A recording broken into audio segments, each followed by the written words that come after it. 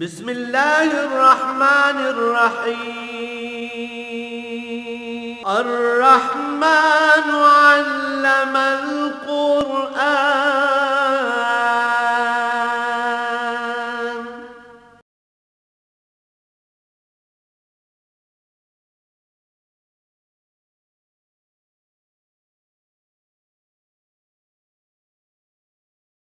الحمد للہ رب العالمین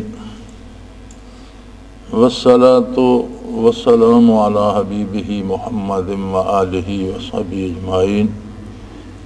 اعوذ باللہ من الشیطان الرجیم، بسم اللہ الرحمن الرحیم۔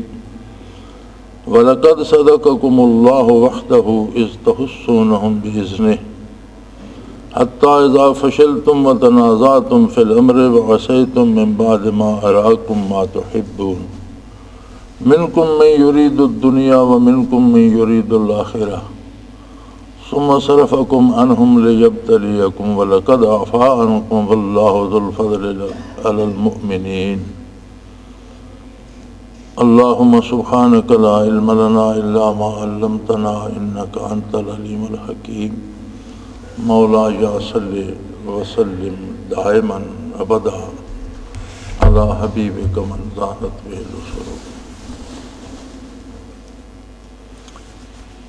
وہی احد کی بات چل رہی ہے اور صحابہ کرام رضوان اللہ علیہم اجمعین اللہ کی ایک خاص مخلوق ہے،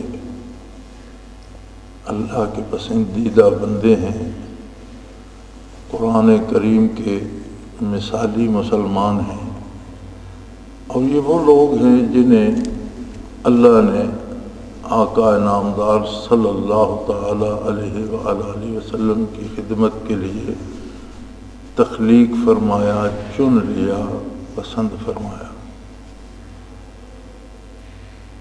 یہ بڑے عجیب خوش قسمت لوگ ہیں کہ بتقاضائے بشریت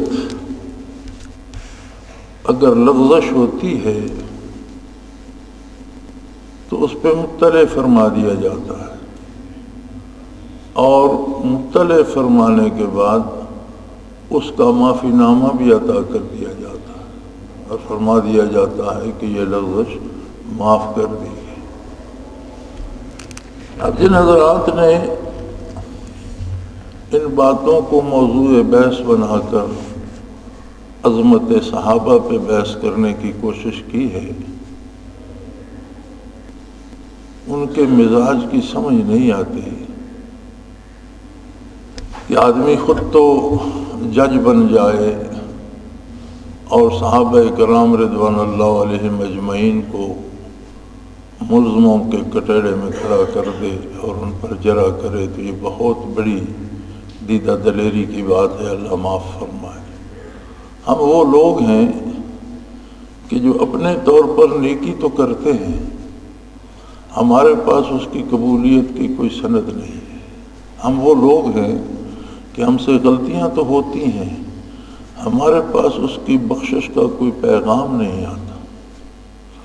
اور وہ لوگ تھے کہ جو نیکی کرتے تھے اس کی قبولیت کی رسید بھی آ جاتی تھی، اور بتقاضۂ بشریت اگر ان سے کوئی لغزش ہوتی تھی تو اس پہ متنبع فرما دیا جاتا تھا، مطلع فرما دیا جاتا تھا، اور اس کے ساتھ بخشش کی نوید بھی سنا دی جاتی تھی۔ تو اب خیال فرمائیے کہ کہاں ہم اور کہاں عظمت صحابہ۔ یہ اللہ کی عالم انسانیت میں ایک خاص ایسی مخلوق تھی جس کی عظمت عند اللہ مسلم ہے، اور یہ وہ لوگ تھے کہ جن کی عظمت پر ایمان لانا صرف ہمارے لیے شرط نہیں ہے، پہلی امتوں کے لیے بھی شرط تھی کہ حضور نبی کریم صلی اللہ علیہ وسلم کی صداقت پہ ایمان لائیں۔ آپ جب بھی مبعوث ہوں گے اللہ کے سچے رسول مبعوث ہوں گے، اور جو بھی آپ کے ہمراہ ہوں گے وہ اللہ کے سچے مومن بندے ہوں گے۔ یہ پہلی امتوں پر بھی ذالک مثلہم فی التوراۃ ومثلہم فی الانجیل، تورات اور انجیل یعنی پہلی کتابوں میں ان کا ذکر خیر ملتا تھا اور ان کی عظمت کا اقرار ضروری تھا، اور بلکہ ان کتابوں میں تفصیل دی گئی تھی۔ كزرع أخرج شطأه فآزره فاستغلظ فاستوى على سوقه يعجب الزراع، کہ یہ وہ لوگ ہیں جس طرح ایک کونپل نکلتی ہے پھر وہ پودا بنتا ہے، پھر بے شمار کونپلیں نکلتی ہیں، پھر کھیتی لہلہانے لگتی ہے اور کاشتکار اسے پسند کرتا ہے، خوش ہوتا ہے۔ تو اللہ کریم نے انہیں وہ عظمت عطا فرمائی۔ یہاں اسی کی بات ہو رہی ہے، اب یہ اللہ کی بات ہو رہی ہے اور اپنے بندوں کے بارے ہو رہی ہے، اور فرمایا وَلَقَدْ صَدَقَكُمُ اللَّهُ وَعْدَهُ، اللہ نے جو وعدہ فتح اور نصرت کا آپ کے ساتھ کیا تھا وہ سچ کر دکھایا۔ بدر میں بھی شکست کھا گئے کفار و مشرکین اپنی ساری شان و شوکت کے باوجود، اور کیسی عجیب بات ہے کہ ایک آدھے دن کی لڑائی نے، ایک نصف روز کی لڑائی نے انسانی تاریخ کا دھارا بدل دیا۔ یہ کوئی معمولی بات نہیں ہے، دنیا کی تاریخ جنگوں سے عبارت ہے۔ جسے ہم تاریخ کہتے ہیں، اگر اسے آپ اس نظر سے دیکھیں تو یہ صرف جنگوں کی کہانیاں ہیں کہ کس نے کس کے ساتھ جنگ کی، کون ہارا کون جیتا، یہی تاریخ ہے۔ تاریخ کے دامن میں سوائے جنگی کہانیوں کے اور کچھ بھی نہیں ہے۔ یہ جنگوں ہی کے قصے اور کہانیوں، فاتح اور مفتوح کی حکایت سے تاریخ بنتی ہے۔ لیکن آپ کو پوری تاریخ میں کوئی ایک جنگ ایسی نظر نہیں آئے گی جو انسانی تاریخ کے دھارے کا رخ بدل دے۔ ملکوں کی سرحدیں تبدیل ہو گئی، شہری حکومتیں بدل گئیں، ایک شہر ایک قلعہ کسی دوسری حکومت میں تھا، کسی دوسرے حکمران نے چھین لیا۔ ممالک کی سرحدیں بدل گئیں، ممالک مفتوح ہو گئے۔ یہ سب کچھ جنگوں میں ملے گا، لیکن انسانی ایمان سے لے کر کردار تک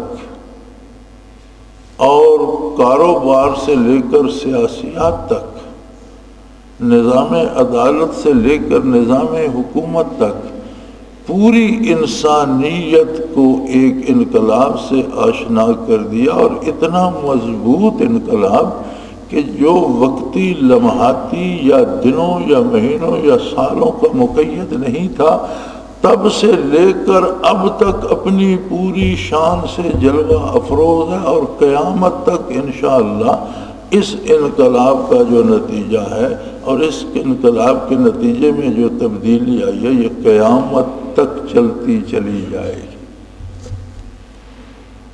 تو اللہ کریم وہی وعدہ یاد دلا رہے ہیں صحابہ کرام کو کہ دیکھو، کوئی وسائل و اسباب نہیں تھے، تم خود دیکھ رہے تھے کہ تمہارے پاس اسلحہ کی کمی ہے، راشن کی کمی ہے، سواریوں کی کمی ہے، تعداد کی کمی ہے، اور دوسری طرف لشکر جرار ہے، لیکن اللہ نے وعدہ کیا تھا، اللہ نے فتح دی۔ اب احد میں بھی یہی عالم ہے کہ حضور نبی کریم 1000 کا لشکر لے کر نکلے، جس میں سے 300 منافق ابن ابی کے ساتھ میدان میں پہنچنے سے پہلے ہی الگ ہو کر کھڑے ہو گئے۔ 700 کا لشکر رہ گیا، جس پر 3000 مشرکین کا لشکر پوری تیاری سے حملہ آور تھا، لیکن اللہ نے اس میں بھی فتح دی، اور حضور کئی روز وہاں مقیم رہے، مشرکین کو بھاگنا پڑا، اور مسلمانوں نے بیر روحا تک مشرکین مکہ کا تعاقب کیا اور بھگایا۔ مجھے سمجھ نہیں آتی کہ یہاں جو لوگ احد کی جنگ میں مسلمانوں کی شکست لکھتے ہیں وہ کس انداز سے لکھتے ہیں۔ دیکھیں، ایک لشکر حملہ آور ہوتا ہے، اس کا مقصد یہ ہے کہ اس شہر کو تباہ کر دیا جائے، اس کے رہنے والوں کو قتل کر دیا جائے، اور یہاں جو بنیاد ہے مشن کی، دعوت اسلام کی، دعوت اسلامی کی، توحید باری کی جو بنیاد رکھی گئی ہے، یہ بنیاد ہی ختم کر دی جائے۔ یہ مشن تھا اس لشکر کا۔ مسلمانوں نے اسے شہر تک پہنچنے ہی نہیں دیا۔ یعنی پہلی بات تو یہ ختم ہو گئی کہ جو لشکر حملہ آور ہوا تھا وہ اپنے ٹارگٹ کو نابود تو کیا کرتا، وہ ٹارگٹ تک پہنچ ہی نہ سکا، شہر تک پہنچ ہی نہ سکا، شہر کے باہر مقام احد پر اسے مقابلہ کرنا پڑا۔ یعنی یہیں سے یہ شکست مسلمہ ہو گئی کہ جس منزل کے لیے وہ روانہ ہوئے تھے اس منزل تک وہ نہ پہنچ سکے۔ تباہ تو کیا کرتے، ٹارگٹ تک پہنچ ہی نہ پائے۔ دوسری بات یہ تھی کہ اگر مقابلہ احد میں ہوا تھا تو کم از کم مسلمانوں کو احد سے دھکیل کر مدینہ منورہ کی طرف بھگا دیتے اور احد پر مشرک قابض ہو جاتے اور وہاں مشرک رات دن جشن فتح کا مناتے، تو شاید ایک حد تک یہ ہوتا کہ چلو شہر کو تباہ نہ کر سکے لیکن اسلامی لشکر کو تو انہوں نے تباہ کر دیا، شکست دے دی، بھگا دیا۔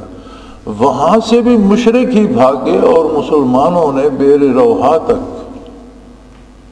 ان کا تعاقب کیا اور انہیں بھگا کر دم لیا اور بے شمار مال غنیمت چھوڑ کر بھاگ گئے، ہتھیار چھوڑ گئے، خیمے لگے ہوئے چھوڑ گئے، راشن لایا ہوا چھوڑ گئے، گھوڑے آوارہ مقتولین کے چھوڑ گئے، اونٹ چھوڑ گئے، بے شمار دولت جو ساتھ لائے تھے چھوڑ کر بھاگ گئے، خواتین ساتھ لائے تھے جو رجز پڑتی تھیں اور شعر پڑتی تھیں اور ان کے زیورات تھے اور بے شمار چیزیں تھیں جو ساتھ چھوڑ چھاڑ کر بھاگ گئے۔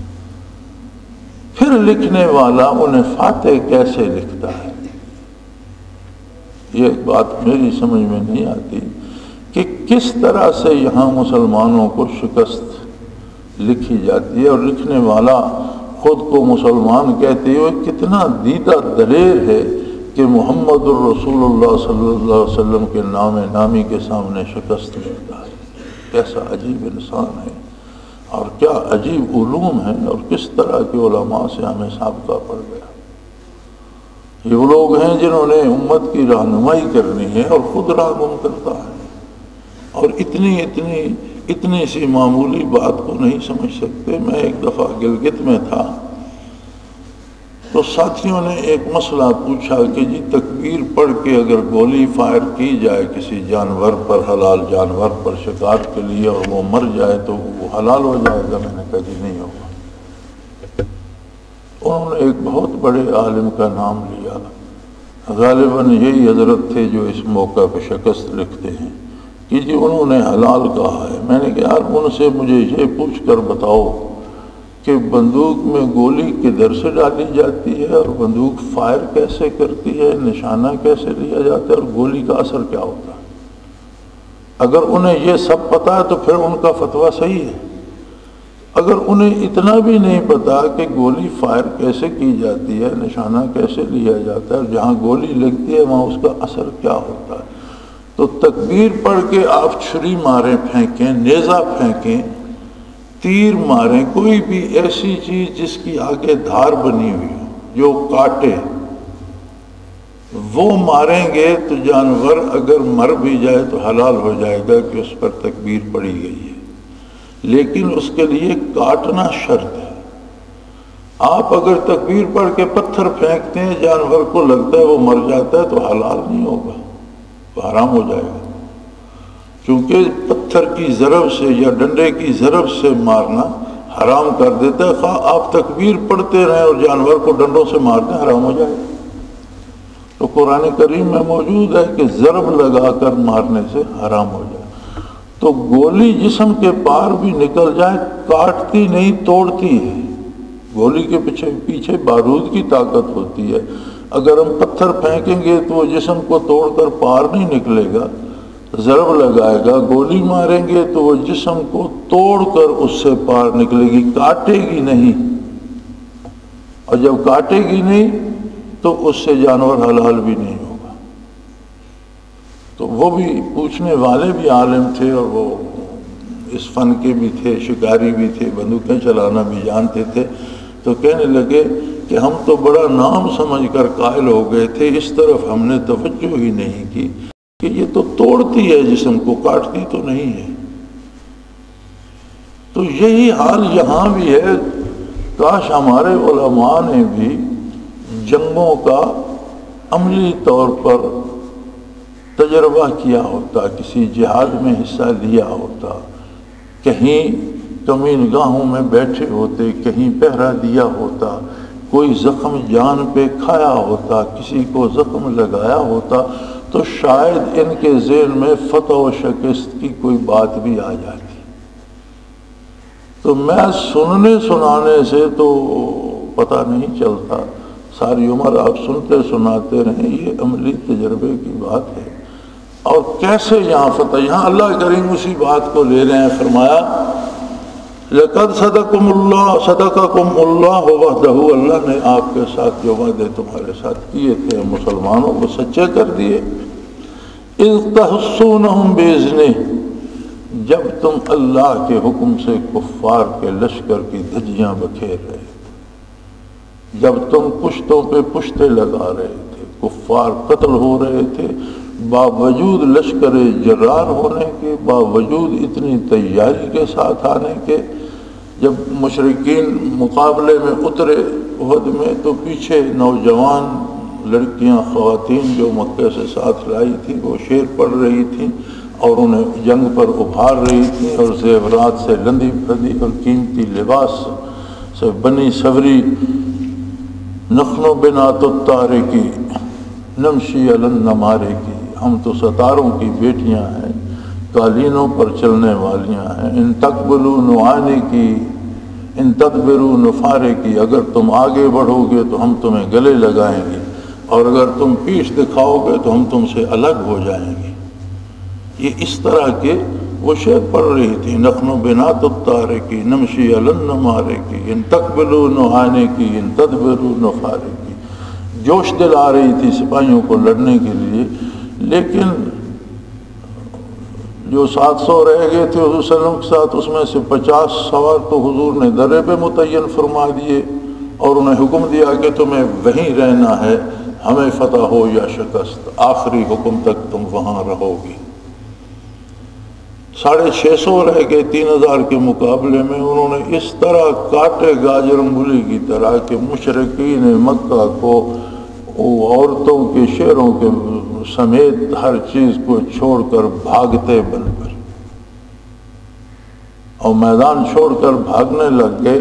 بلکہ ایک صحابی کی روایت ملتی ہے کہ میں نے دیکھا کہ مکے کی عورتوں نے گھٹنوں تک چادریں اونچی کر لی ہیں اور بھاگ رہی ہیں لشکر کے آگے آگے، چونکہ وہ پیچھے تھیں۔ پیچھے والا بھاگنے والوں، لڑنے والوں کے پیچھے جو ہوتا ہے، بھاگنے والوں کے آگے ہوتا ہے۔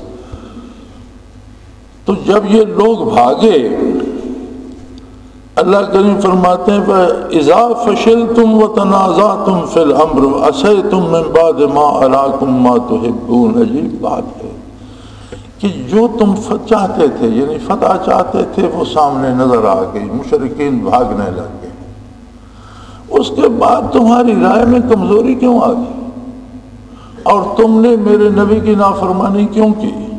فَشِلْتُمْ وَتَنَازَعْتُمْ فِي الْأَمْرِ وَعَصَيْتُمْ، 3 باتیں ہوئیں۔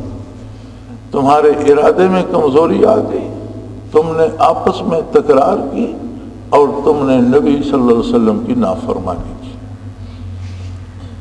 یہاں بھی بڑے بڑے فاضلوں نے لکھا ہے کہ جی انہوں نے مال غنیمت دیکھا اور ان کے دل میں لالچ آ گیا اور وہ لوٹنے کے لیے بھاگ گئے۔ یہ ساری واہیات باتیں ہیں۔ مال غنیمت کا فیصلہ میدان بدر میں ہو چکا تھا۔ اللہ کریم نے فرمایا تھا قُلِ الْأَنْفَالُ لِلَّهِ وَلِلرَّسُولِ، مال غنیمت انعام ہے اللہ کی طرف سے اور یہ رسول اللہ صلی اللہ علیہ وسلم کی ملکیت ہے اللہ کی طرف سے۔ جس طرح حضور تقسیم فرما دیں وہ درست، جس کو جتنا دے دیں وہ ٹھیک ہے۔ حضور نے فرمایا 5واں حصہ بیت المال کو دے دیا جائے اور 4 حصے مجاہدین کو۔ پھر اللہ نے حکم دے دیا جو 5واں حصہ ہے وہ حضور کے قرابت داروں پر، یتیموں پر، مساکین پر، مسافروں پر بانٹا جائے۔ بیت المال کی تقسیم کا بھی حکم اللہ کی طرف سے آ گیا، لیکن یہ تو طے ہو گیا تھا کہ مال غنیمت جو جس کے ہاتھ میں آئے گا وہ ایک جگہ جمع کر کے حضور اکرم صلی اللہ علیہ وسلم کی خدمت میں پیش کر دے گا۔ اسے تقسیم فرمانا حضور کا منصب عالی ہے۔ اب اس کے لیے بھاگنے کی کیا ضرورت تھی کہ کوئی بھاگ کر جمع کر لیتا تو کیا وہ گھر لے جاتا؟ جب اسے لے نہیں جانا تو اس کی اصل بات یہ تھی کہ قریبیاں را پیش بود حیرانیاں. ہم ہائی کورٹ میں یا سپریم کورٹ میں جاتے ہیں، ایک جاہل کوئی غیر مہذب جملہ بھی کہہ دیتا ہے تو عدالت ہو سکتا ہے درگزر فرمائے، برداشت کر لے کہ ناسمجھ ہے، جاہل آدمی ہے، اس کے منہ سے یہ جملہ نکلا. لیکن سپریم کورٹ کا وکیل اگر وہی جملہ کہے تو وہ عدالت کی توہین میں اسی وقت دھر لیا جائے گا کہ تم تو جانتے ہو سپریم کورٹ کے ہو، تم قانون دان ہو، تم نے جملہ کیوں کہا؟ اسی لیے فرماتے ہیں قریبیاں را بیش بود حیرانیاں. جو زیادہ قریب ہوتے ہیں انہیں زیادہ پریشانیاں ہوتی ہیں، ان کی ایک ایک ادا پہ نظر رکھی جاتی ہے. اب یہاں کسی نے بھی معاذ اللہ بددیانتی یا خیانت کا نہیں سوچا. 50 میں سے 7 حضرات امیر سمیت اس بات پر رہ گئے کہ ہمیں حکم ہے کہ درے پر پہرا تو ہم دیں گے جب تک حضور کا دوسرا حکم نہیں آتا. باقی 43 حضرات نے ان سے تکرار کی کہ بھئی مشرک بھاگ رہے ہیں، وہ دیکھو ان کی خواتین آگے جا رہی ہیں، مرد پیچھے بھاگ رہے ہیں، خیمے رہ گئے، سامان رہ گیا، مال و دولت چھوٹ گئے، ہتھیار چھپ پھینک کر اب بھاگ رہے ہیں. اب یہاں پہرا دینے کی کیا ضرورت ہے؟ یہ تھا وہ تنازع، یعنی ان کی اجتہادی غلطی تھی. دوسری بات کہ تم نے آپس میں تکرار کی، اور تیسری بات پھر انہوں نے درا چھوڑ دیا. فرمایا واسطے تم نے نافرمانی کی نبی کریم صلی اللہ علیہ وسلم کی، غیر ارادی طور پر کی، اجتہادی غلطی سے کی، لیکن نافرمانی تو کی. اس کے بعد کی بعد ما اراکم ما تحبون، جو تم چاہتے تھے وہ تمہارے سامنے تھا، تم فتح چاہتے تھے اور فتح تمہارے سامنے تھی، مشرک بھاگ رہے تھے.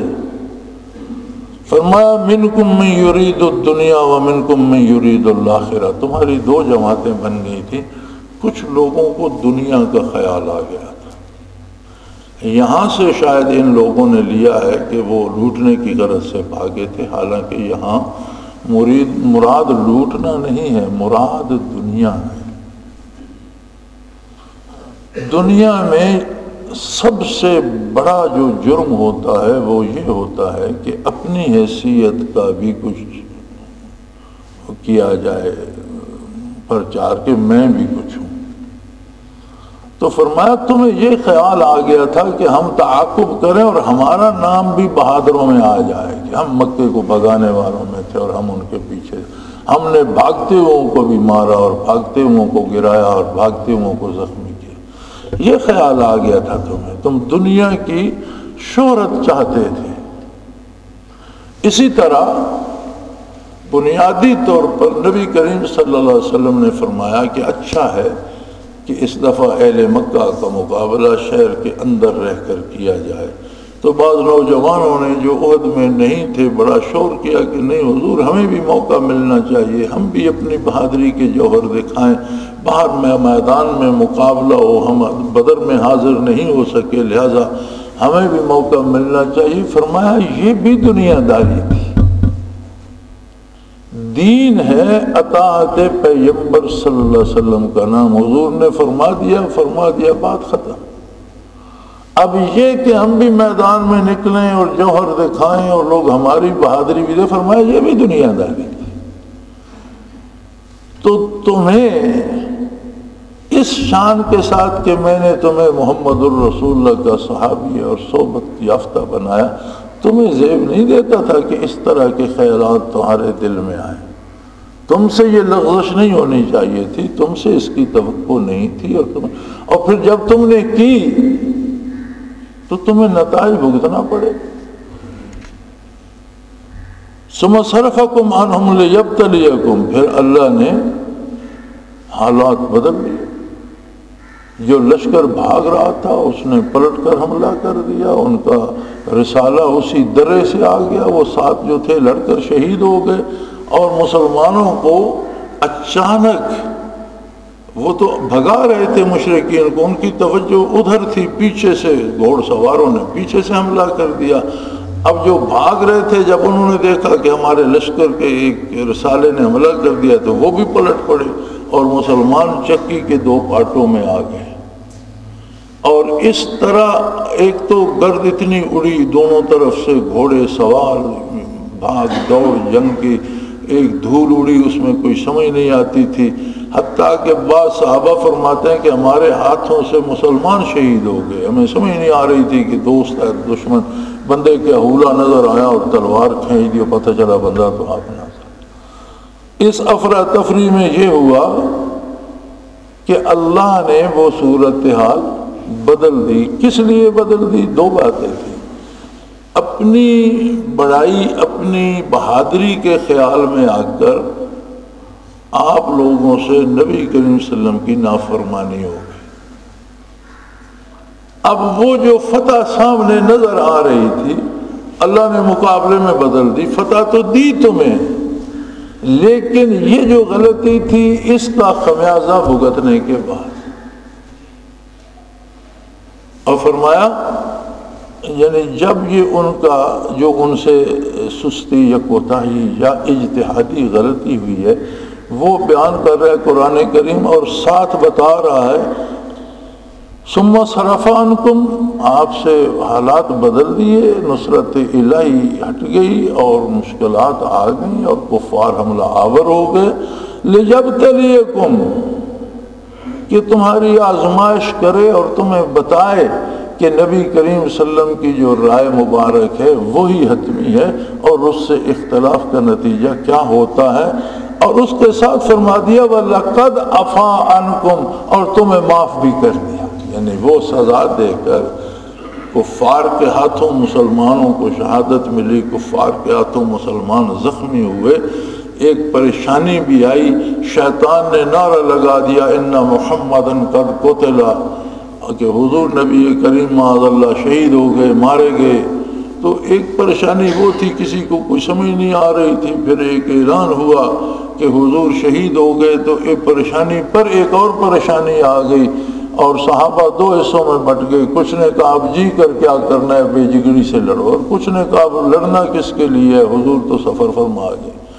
یہ مختلف جو کیفیات تھیں لوگوں پہ آئیں اور ایک پریشانی ہو گئی. لیکن فرمایا وَلَقَدْ عَفَا عَنْكُمْ، اللہ نے تنبیہ فرمانے کے بعد جو شہید ہوئے ان کی شہادت قبول فرمائی، جو زخمی ہوئے ان کا غازی ہونا قبول فرمایا. وَلَقَدْ عَفَا عَنْكُمْ، اور جو کچھ ہو چکا تھا وہ معاف کر دیا.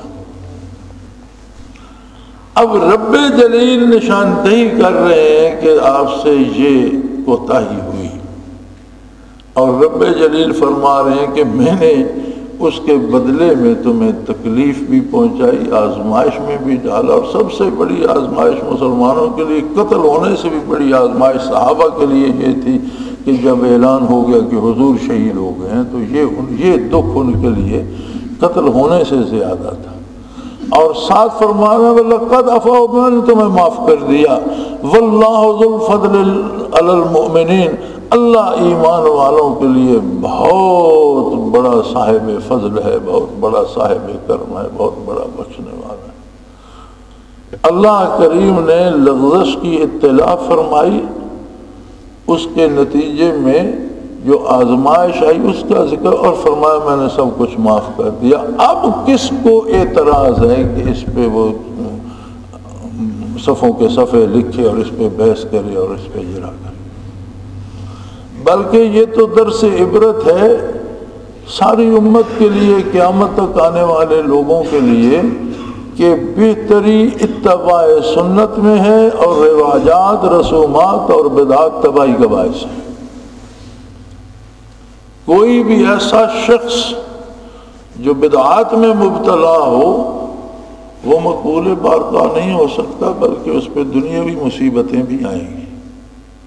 اور ہم جو رسومات اپنی طرف سے ایجاد کر کے دین کے نام پہ کرتے ہیں وہ نری تباہی کا سبب ہیں، اور کامیابی اور نجات صرف اور صرف محمد الرسول اللہ کی اطاعت میں اور سنت میں ہے.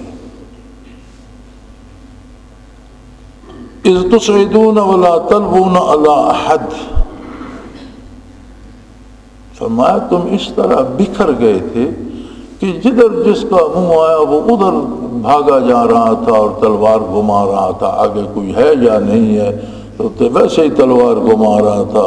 ولا تلوون علی احد، اور کسی کو کسی دوسرے کی فرصت نہیں تھی کہ مڑ کر اسے دیکھے، کون کہاں گیا، کیا ہوا، کوئی سمجھ نہیں آ رہی تھی۔ کفار دونوں طرف سے حملہ آور ہو گئے اور مسلمان بکھر گئے، لشکر کی ترتیب ختم ہو گئی اور ہر کوئی اندھا دھند اپنی کوشش کر رہا تھا۔ والرسول یدعوکم، اور وہ وقت یاد کرو جب نبی کریم صلی اللہ علیہ وسلم نے تمہیں جمع ہونے کا حکم فرمایا۔ جب یہ حالت ہوئی تو حضور صلی اللہ علیہ وسلم کے ساتھ ابو بکر صدیق رضی اللہ تعالی عنہ، حضرت علی کرم اللہ وجہ الکریم اور چند اور 10-11 کے قریب صحابہ کرام حضور کے ساتھ رہ گئے تھے۔ آپ نے انہیں حکم دیا کہ لوگوں کو بلاؤ، اور جب اعلان ہوا کہ نبی کریم صلی اللہ علیہ وسلم یہاں جلوہ افروز ہیں، سارے مسلمان جمع ہو جاؤ، تو یہ سارے مجاہد جو میدان کارزار میں بے خبر بے سد اندھا دھند بھاگ دوڑ رہے تھے، سب واپس اس جگہ جمع ہو گئے اور پھر لشکر کی صف بندی ہو گئی۔ فَأَصَابَكُمْ غَمًّا بِغَمٍّ لِكَيْ لَا تَحْزَنُوا وَلَا مَا فَاتَكُمْ وَلَا مَا أَصَابَكُمْ وَاللَّهُ خَبِيرٌ بِمَا تَعْمَلُونَ۔ اللہ کریم نے تمہیں دکھ دیا، غم دیا، اور اس سے تم مغموم بھی ہوئے، اور تم نے یہ سمجھا کہ اب یہ فتح اور کامیابی ہمارے ہاتھ سے نکل گئی، لیکن اس نے اپنی رحمت تم پہ بھیج دی۔ انزل علیکم من بعد الغم آمنۃ نعاس یغشی طائفۃ منکم، اس نے وہ رحمت، وہ تجلیات، وہ انوارات بھیج دیے کہ تم سب پر ایک جذب کی کیفیت، ایک استغراق کی کیفیت آ گئی۔ استغراق ایسے ہوتا ہے کہ انوارات و تجلیات الہی بندے کو اس طرح گھیر لیتے ہیں کہ وہ جاگ رہا ہوتا ہے، سن رہا ہوتا ہے، لیکن بولتا نہیں ہے، کام نہیں کر سکتا، اس میں مستغرق ہو جاتا ہے۔ فرمایا میں نے اپنے تجلیات میں تمہیں مستغرق کر دیا، اس کا نتیجہ یہ ہوا کہ تمہارے حوصلے بلند ہو گئے، عزم جوان ہو گیا۔ ایک صحابی فرماتے ہیں کہ میرا یہ حال تھا کہ میں چاہتا تھا کہ تلوار کو مضبوط رکھو، اور تلوار تھی کہ میرے ہاتھ سے پھسل رہی تھی، میں ہاتھ قابو نہیں کر پا رہا تھا۔ لیکن یہ نزول کن پر ہوا؟ ثم انزل علیکم من بعد الغم آمنۃ نعاس یغشی طائفۃ منکم، تم میں سے مخلصین کی جماعت پر یہ نزول ہوا۔ اور جو لوگ ابن ابی کے ساتھ منافقین الگ ہو گئے تھے، وہ بھی گھروں کو نہیں بھاگ گئے تھے، باہر کھڑے تماشا دیکھ رہے تھے، اور اسی میدان کے پاس تھے، وہاں کفار بھی تھے، منافقین بھی تھے، اور تجلیات باری کی بارش ہو رہی تھی، لیکن صرف مومنین پر، اور وہی ارد گرد جو کفار تھے وہ بھی اس سے خالی تھے، جو منافقین تھے وہ بھی اس سے محروم تھے۔ وَطَائِفَةٌ قَدْ أَهَمَّتْهُمْ أَنفُسُهُمْ يَظُنُّونَ بِاللَّهِ غَيْرَ الْحَقِّ ظَنَّ الْجَاهِلِيَّةِ، بلکہ وہ ایسے تھے جو لڑائی میں شریک بھی نہ ہوئے منافقین، اور انہیں اپنی جان کی فکر بھی پڑی ہوئی تھی کہ ہم نہ مارے جائیں، یعنی لڑائی میں بھی شریک نہیں ہوئے اور موت سے ڈر بھی رہے ہیں، اور یظنون باللہ غیر الحق، اور اللہ سے ناحق کے وہم باندھ رہے ہیں کہ مروا دیا اللہ نے ہمیں، مکے والے چھوڑیں گے نہیں۔ ظن الجاہلیہ، جاہلیت کے جو خیالات تھے وہ ان کے دلوں میں آ رہے تھے، اور اللہ پر سے اعتماد اٹھ گیا تھا، اللہ کے ساتھ ایمان و یقین۔ یعنی ایک میدان میں 3 طرح کے لوگ تھے۔ ایک وہ تھے کہ جنہوں نے نعرہ لگایا لنا عزا ولا عزا لکم، مشرکین مکہ نے نعرہ لگایا کہ ہمارا تو عزا ہے، مسلمانوں تمہارا عزا کوئی نہیں۔ حضور صلی اللہ علیہ وسلم نے فرمایا جواب دو لنا مولا ولا مولا لکم، اللہ ہمارا معاون ہے اور اللہ تمہارے ساتھ نہیں ہے۔ عزا کیا کرے گا؟ ایک پتھر کا بت ہے، ہمارے ساتھ اللہ ہے، تمہارے ساتھ اللہ نہیں ہے، تم اللہ کی نصرت اور تائید سے محروم ہو۔ ایک تو وہ طبقہ تھا جو عزا کی اس پہ طاقت پہ فخر کر رہا تھا، اور ایک منافقین کا طبقہ تھا جو لرزاں و ترساں تھا کہ جنگ میں حصہ تو نہیں لیا لیکن مسلمانوں کو شکست ہو گئی تو مکے والوں کا کیا جاتا ہے، ہمیں بھی قتل کر دیں۔ نکلے تو ہم گھر سے ان کے ساتھ تھے، جنگ میں نہیں شامل ہوئے تو کیا ہوا؟ تو وہ بغیر لڑے فرمایا باہر کھڑے لرز رہے تھے۔ وہیں جہاں تجلیات باری برس رہی تھیں ان لوگوں کے حصے میں آ رہی تھیں جو محمد رسول اللہ کی اطاعت کر رہے ہیں۔ مخالفین بھی محروم تھے اور منافقین بھی محروم تھے، اور جاہلیت کے خیالات انہیں آ رہے تھے اور کہہ رہے تھے یقولون هل لنا من الامر من شیء۔ ابن ابی نے کہا یار کوئی فیصلے کا اختیار ہمیں بھی ہے، لڑنا تو ہم نے ہے، ہمارے بھائی قتل ہو رہے ہیں۔ بنی خزرج کے لوگ جب شہید ہوتے دیکھے اس نے تو یہ جو قبائل مدینہ منورہ تھے حضور پر ایمان لانے سے پہلے اور آپ کی ہجرت سے پہلے، تو ان کا ایک خیال بن رہا تھا کہ ابن ابی کو مدینہ کا بادشاہ بنا دیا جائے۔ اسے وہ ان کے ساتھ بڑی تھی کہ یہ لوگ بچ جائیں، مسلمان مارے جائیں، یہ لوگ بچ جائیں اور پھر میری بادشاہت کی کوئی صورت بن جائے۔ تو وہ کہنے لگا کہ کوئی فیصلہ ہمارا بھی مانا جائے گا، ہم تو اس کے خلاف تھے کہ اس طرح میدان میں مارے جائیں گے، مکے والوں کے ساتھ ہماری بات نہیں سنی گئی اور کوئی ہمارے فیصلے پر عمل نہیں کیا گیا۔ فرمایا اس بے دین سے کہہ دو قل ان الامر کلہ للہ، اس سے کہہ دو کہ حکم دینا صرف اللہ کو زیبا دیتا، فیصلے کرنا، امور طے کرنا یہ اللہ کی شان ہے، اور اس نے اپنے رسول صلی اللہ علیہ وسلم کو یہ عظمت دی ہے کہ آپ کا فیصلہ مانا جائے گا، کہ آپ کا فیصلہ وہی ہوگا جو اللہ کریم کا فیصلہ ہے، اس لیے تم فیصلہ دینے کی حیثیت میں نہیں ہو۔ یخفون فی انفسہم ما لا یبدون لک، اور میرے حبیب یہ تو جو بات کہہ رہے ہیں یہ تو بڑی، تو ان کے دل میں تو اس سے زیادہ کفر اور نفاق اور بغض بھرا ہوا ہے جو انہوں نے چھپایا ہوا ہے، اور کہتے ہیں یقولون لو کان لنا من الامر شیء ما قتلنا ہاہنا، اگر ہمارے اختیار میں فیصلہ ہوتا تو آج ہمارے بھائی اس میدان میں نہ مارے جاتے، یہاں اس طرح سے قتل نہ ہوتے۔ فرمایا ان سے فرما دیجئے قل لو کنتم فی بیوتکم لبرز الذین کتب علیکم القتل الی مضاجعہم، کہ اگر تم گھروں کے اندر چھپ بھی جاتے تو جن کی موت جہاں لکھی ہے حالات اسے کھینچ کر وہاں لے آتے اور وہیں وہ قتل ہوتا۔ اگر کسی کی تقدیر میں اللہ نے یہ لکھ دیا ہے کہ اسے فلاں جگہ قتل ہونا ہے تو تم گھروں کے اندر چھپ رہتے تو بھی تمہیں قدرت باری ایسے حالات پیدا کرتی کہ تمہیں کھینچ کر وہاں لے آتی اور تم وہیں قتل ہوتے۔ وَلِيَبْتَلِيَ اللَّهُ مَا فِي صُدُورِكُمْ وَلِيُمَحِصَ مَا فِي قُلُوبِكُمْ وَاللَّهُ عَلِيمٌ بِذَاتِ الصُّدُورِ۔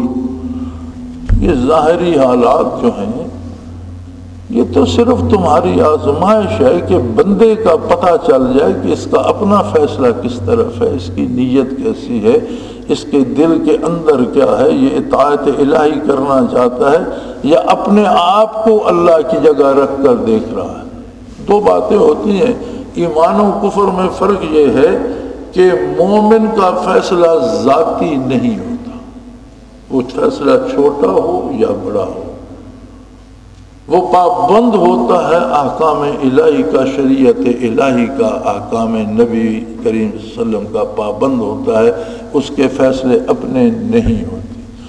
اور غیر مومن اور کافر اپنے آپ کو وہ شان سمجھتا ہے کہ فیصلہ کرنا میرے اختیار، جو میں چاہوں کھا لوں، جو نہ چاہوں نہ کھاؤں، میں جب چاہوں سو جاؤں، جب چاہوں اٹھوں، جو چاہوں کام میں چاہوں کروں، جو نہ چاہوں نہ۔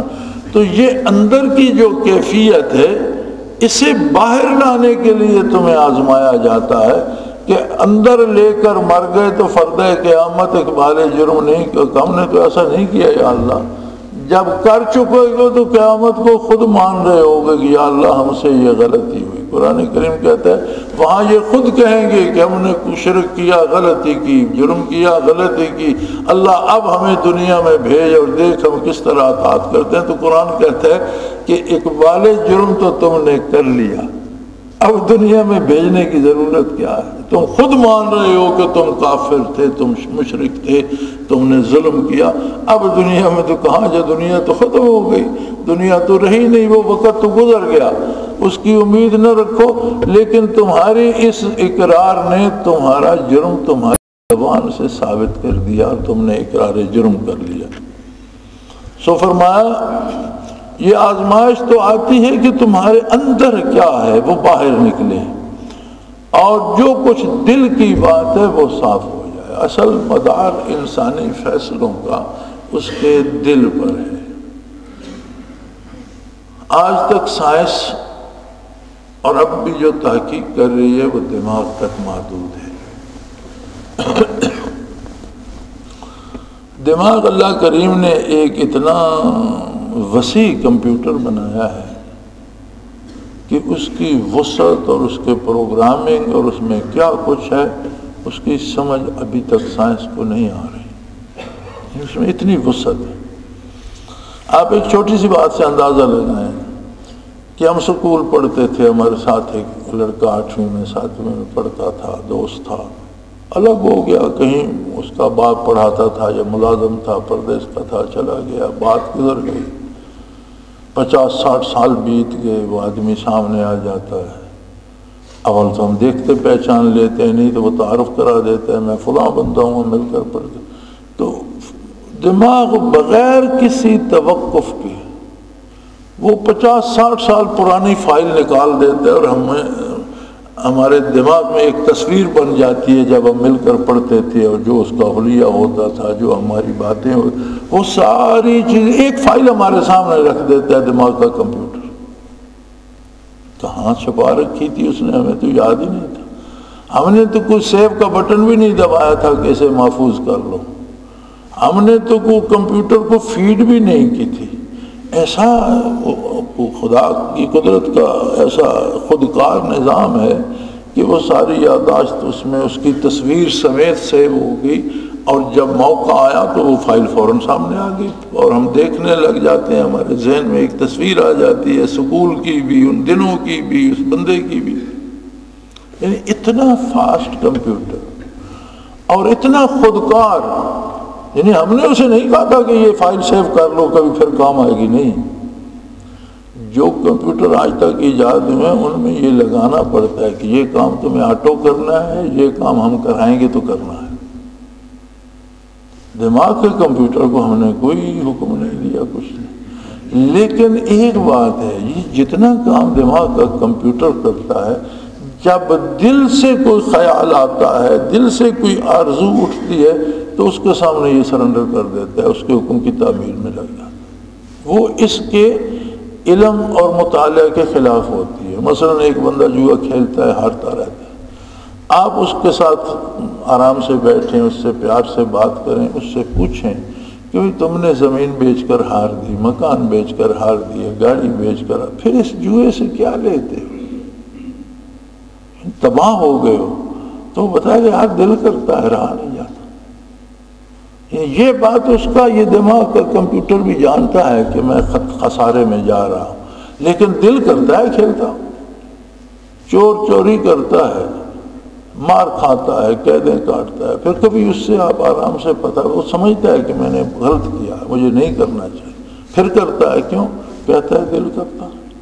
پتنگ بازی میں پیسے ضائع کرتے ہیں، کبوتر اڑانے میں ضائع کرتے ہیں، بٹیر لڑانے میں لاکھوں کی شرطیں لگاتے ہیں۔ اب بٹیر کیا لڑے گا؟ اتنی سی تو چڑی ہے، وہ کون سا توپ خانہ لے آئے گا اور کیا لڑے گا؟ مرغے لڑانے میں، کتے لڑانے میں لاکھوں کی شرطیں لگاتے ہیں، وہ کیا ہوگا اس سے؟ کیوں کرتے ہو ایسا؟ وجہ دل چاہتا ہے، مزہ آتا ہے اس میں۔ یعنی دل سے، دل حاکم اصلی ہے، دماغ کا کنٹرول ہے پورے بدن کے اعضاء و جوارح پر، ایک ایک نس پر، ایک ایک رگ پر۔ جب دل سے کوئی حکم آتا ہے تو دماغ نہ چاہتے ہوئے بھی، اس بات کو برا سمجھتے ہوئے بھی تعمیل ارشاد ضرور کرتا ہے، ہاتھ پاؤں کو، آنکھوں کو، اعضاء و جوارح کو اس کی تعمیل پہ لگا دے۔ سائنس ابھی تک دماغ کو نہیں سمجھ سکی، دل تک کب پہنچے گی؟ پچھلے دنوں جو ایک بین الاقوامی ہوئی تھی سائنس کانفرنس، اس میں ایک سائنسدان بتا رہا تھا کہ جتنے علوم آج تک سائنس کی سمجھ میں آئے ہیں، ہم یہ نہیں کہہ سکتے یقین کے ساتھ کہ ہم نے 10% معاملہ سمجھ لیا ہے۔ یعنی اگر ہم یہ کہیں کہ نظام کائنات اور قانون قدرت میں جو معاملات کام کر رہے ہیں سائنٹیفکلی، ان کا 100 میں سے 10واں حصہ ہم نے سمجھ لیا ہے تو شاید یہ بھی مبالغہ ہوگا، اور باقی 90% کے بارے تو ابھی ہمیں پتہ ہی نہیں۔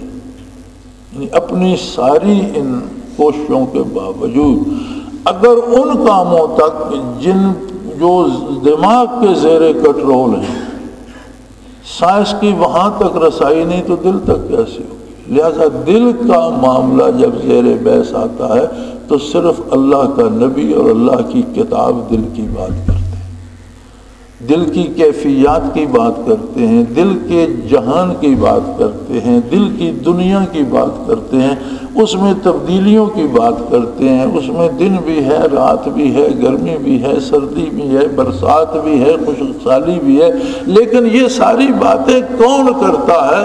اللہ کا رسول کرتا ہے، اللہ کی کتاب کرتی ہے، اور پھر وہ دلوں کو بدل بھی دیتے ہیں۔ یہی جو پہلے گزر چکا کہ تمہارے دل میں تو یہ خیال آیا، اس کے نتیجے میں تم سے یہ غلطی ہوئی، لیکن میں نے تمہارا دل بھی درست کر دیا، خیال بھی درست کر دیا، تمہاری غلطی بھی معاف کر دی۔ اس کا مطلب ہے کہ اللہ دلوں کو بدل بھی دیتا ہے۔ اللہ کا رسول صلی اللہ علیہ وسلم کفر و شرک سے لبریز دلوں کو آنے واحد میں صحابیت کے مقام پہ سرفراز کر دیتا ہے اور تجلیات باری کا محبت بنا دیتا ہے۔ ان کی فکر بدل جاتی ہے، ان کی سوچ بدل جاتی ہے، ان کا کردار بدل جاتا ہے۔ ہاتھ پاؤں، اعضاء و جوارح، دماغ، سارا کچھ اس کے آگے سرنڈر کر دیتا ہے، پھر وہ ہوتا ہے جو دل کہتا ہے۔ یہ ہم سے شب و روز شریعت کی نافرمانی ہوتی ہے، ہم جان رہے ہوتے ہیں کہ یہ نہیں کرنا چاہیے، کرتے ہیں، جانتے ہیں جھوٹ نہیں بولنا چاہیے، بولتے ہیں، جانتے ہیں سود نہیں کھانا چاہیے، سود لے رہے ہیں، جانتے ہیں گالی نہیں دینی چاہیے، دیتے ہیں، جانتے ہیں دوسرے کا نقصان نہیں کرنا چاہیے، کرتے ہیں۔ اس کا سبب کیا ہے؟ اس کا سبب دلوں کی بیماری ہے، دلوں میں مرض ہے۔ دل کے پاس، دل میں جان نہیں، قوت نہیں کہ وہ کنٹرول حاصل کرے، برائی کے خلاف نیکی پہ کھڑا ہو جائے، اور یہ قوت ملتی ہے برکات محمد رسول اللہ صلی اللہ علیہ وسلم سے۔ تو فرمایا یہ جو ابتلاء اور آزمائش من جانب اللہ اس وقت اس میدان میں صحابہ پہ آئی، منافقین پہ آئی، مشرکین پہ آئی، تو ہر ایک کے دل میں جو کچھ تھا وہ سامنے آ گیا۔ صحابہ کو ان کی غلطی پر بخشش کا وعدہ دیا گیا کہ ان کے دل میں خلوص تھا، عملاً غلطی ہوئی لیکن دل چاہتا تھا کہ قربان ہو جاؤ محمد رسول اللہ کے قدموں پر، غلطی معاف کر کے عظمت کی بشارت دے دی۔ مشرکین کے دل میں تھا کہ اسلام کو ختم کر دو، ان پر لعنت برسائی۔ منافقین کے دل میں تھا کہ اسلام کو ختم کر دو، ان کو رحمت سے محروم رکھا۔ تو فرمایا یہ سب کچھ جو تھا لِيُمَحِصَ مَا فِي قُلُوبِكُمْ، یہ تھا کہ جو کچھ تمہارے دلوں میں ہے اسے ظاہر کیا جائے، اسے سامنے لایا جائے۔ جہاں تک علم الہی کا تعلق ہے واللہ علیم بذات الصدور، وہ تو ظاہر نہ کرتا تو بھی دل کے حال سے واقف ہے۔ یہ اس کا ظاہر کرنا بھی تم پر اتمام حجت ہے۔ روز محشر تمہارے سامنے تمہارا ریکارڈ آ جائے گا کہ یہ بات تمہارے دل کے اندر تھی اور اس کے ذریعے تمہارا یہ کردار تھا، اس کا نتیجہ یہ ہوا۔ لہذا ہمیں اپنی اصلاح کے لیے، اللہ سے کامیابی پانے کے لیے، مغفرت پانے کے لیے سب سے پہلے اپنے دلوں کی اصلاح کرنا ہوگی۔ قلوب کو وابستہ قدوم پیغمبر کرنا ہوگا، دلوں کو نچھاور کرنا ہوگا بارگاہ نبوت میں، دلوں میں اللہ کو بسانا ہوگا، دلوں میں اللہ کی یاد کو بسانا ہوگا، اللہ کے نبی کی سنت کو بسانا ہوگا۔ اللہ کریم توفیق دے، ہماری لفظوں سے درگزر فرمائے اور ایمان پر زندہ رکھے، ایمان پر خاتمہ نصیب فرمائے، ایمانداروں کے ساتھ حشر فرمائے۔ وآخر دعوانا الحمدللہ رب العالمین۔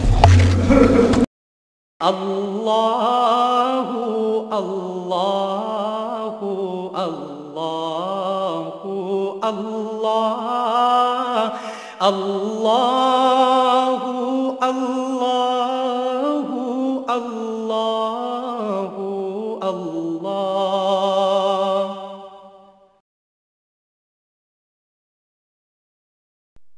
حضرت امیر محمد اکرم آوان مد ظلہ العالی دارالعرفان منارہ ضلع چکوال میں سالہ سال سے قرآن و حدیث کے اوپر خطابات کر رہے ہیں اور سلسلہ نقشبندیہ اویسیہ کے مطابق لوگوں کو ذکر الہی کی تربیت دے رہے ہیں۔ وہ قرآن پاک کی تفسیر ترتیب وار بیان کر رہے ہیں۔ تفسیر قرآن کو وہ موجودہ ملکی اور بین الاقوامی حالات کے مطابق بیان کرتے ہیں۔ موٹر وے سے کلر کہار کے انٹرچینج سے نکلتے ہوئے کلر کہار کی جھیل سے ہوتے ہوئے میانی، بوچھال اور نور پور سے گزرتے ہوئے دارالعرفان منارہ پہنچ سکتے ہیں۔ حضرت امیر محمد اکرم آوان نے بچیوں اور بچوں کی دینی اور دنیاوی تعلیم کے لیے سقارہ اکیڈمی کے نام سے ایک درسگاہ بھی قائم کی ہے، جس کا افتتاح ملک پاکستان کے صدر جنرل محمد ضیاء الحق نے اپنے دست مبارک سے کیا تھا۔ وہ تمام احباب جو اسلام کی طلب رکھتے ہیں ان سے گزارش ہے کہ دارالعرفان منارہ ضلع چکوال میں امیر محمد اکرم آوان صاحب کے خطابات سے مستفید ہوں۔ وہ ہر جمعے کو نماز سے پہلے بیان فرماتے ہیں۔ ہر ماہ کی پہلی اتوار کو ماہانہ اجتماع ہوتا ہے جس میں آپ خصوصی خطاب فرماتے ہیں اور پاکستان کے چاروں صوبوں سے احباب اس اجتماع میں شرکت کرتے ہیں۔ اس کے علاوہ یہاں سال میں 2 مرکزی اجتماعات بھی ہوتے ہیں، ایک رمضان المبارک میں اعتکاف کا اجتماع اور دوسرا جولائی اور اگست میں 40 دن کا اجتماع ہوتا ہے جس میں روحانی تربیت کی جاتی ہے۔ اپنا خون سیماب دے کر اتنا ہم کر جائیں گے، نام آقا کا چمن میں پھر رقم کر جائیں گے۔